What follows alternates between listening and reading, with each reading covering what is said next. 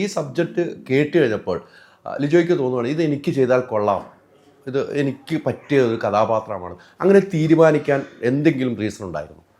അതിന് കുറേ എലമെൻറ്റ്സ് ഉണ്ട്. ഫസ്റ്റ് ഇതിൻ്റെ കഥ പ്ലസ് ഇതിൻ്റെ സ്ക്രിപ്റ്റ് റൈറ്റേഴ്സ് ബോബി സഞ്ജയ്. തീർച്ചയായിട്ടും അതൊരു വലിയ ഫാക്ടറാണ്.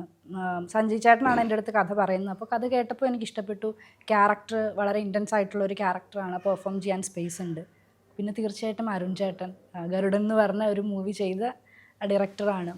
അപ്പോൾ അരുൺ ചേട്ടൻ്റെ കൂടെ വർക്ക് ചെയ്യുക. പിന്നെ ഈ പറഞ്ഞ മാജിക് ഫ്രെയിംസ് എന്ന് പറഞ്ഞ ബാനർ ആയിക്കോട്ടെ, സംഗീതം ആയിക്കോട്ടെ, അപ്പോൾ കുറേ ആരുടെയും കൂടെ ഞാൻ മുമ്പ് ഞാൻ ചെയ്തിട്ടില്ല. ഇപ്പോൾ പ്രൊഡക്ഷൻ വൈസ് ആയാലും ഡയറക്ഷൻ ആയാലും ഈ കൂടെ എൻ്റെ കോ ആക്ടേഴ്സ് ആയാലും ഇവരുടെ ആരുടെയും കൂടെ ഞാൻ വർക്ക് ചെയ്തിട്ടില്ല.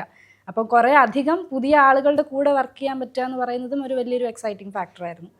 പിന്നെ എനിക്ക് ആകെ ഒരു പേടി ഉണ്ടായിരുന്നത് ഈ പറഞ്ഞത് ഈ കുഞ്ഞിൻ്റെ കൂടെ എങ്ങനെ നമ്മൾ ചെയ്യും എന്നുള്ളൊരിത്. അപ്പോൾ ഇതിൽ ഞാൻ പൊതുവേ കുഞ്ഞുങ്ങളായിട്ട് അങ്ങനെ വളരെ ഫ്രണ്ട്ലി ആയിട്ടുള്ള, അല്ലെങ്കിൽ കുഞ്ഞുങ്ങളെ കാണുമ്പോൾ ഓടിച്ചെന്ന് എടുക്കുന്ന അങ്ങനത്തെ ഒരാളല്ല. അതും തീരെ ചെറിയ കുഞ്ഞുങ്ങളാണെങ്കിൽ ഞാൻ തിരിഞ്ഞു പോലും നോക്കില്ല. ഞാൻ സംഗീതനോട് പറയാം, ഇവനും അത് തന്നെ പറഞ്ഞു. അപ്പം എനിക്ക് പേടിയാണ്, അത്രയും ചെറിയ കുഞ്ഞുങ്ങളെ എടുക്കാൻ എനിക്ക് പേടിയാണ്. പക്ഷെ ഇവിടെ ഞങ്ങൾക്ക് രണ്ടുപേർക്കും ഉണ്ടായിരുന്ന എനിക്ക് തോന്നുന്നു ഏറ്റവും വലിയൊരു ചാലഞ്ച് എന്ന് പറയുന്നത് ഈ കുഞ്ഞിനെ കംഫർട്ടബിൾ ആക്കുക എന്നുള്ളതാണ്. കാരണം അവന് ഇമ്മ്യൂണിറ്റി ഇല്ല, ഭയങ്കര ചെറിയ കുഞ്ഞാണ്.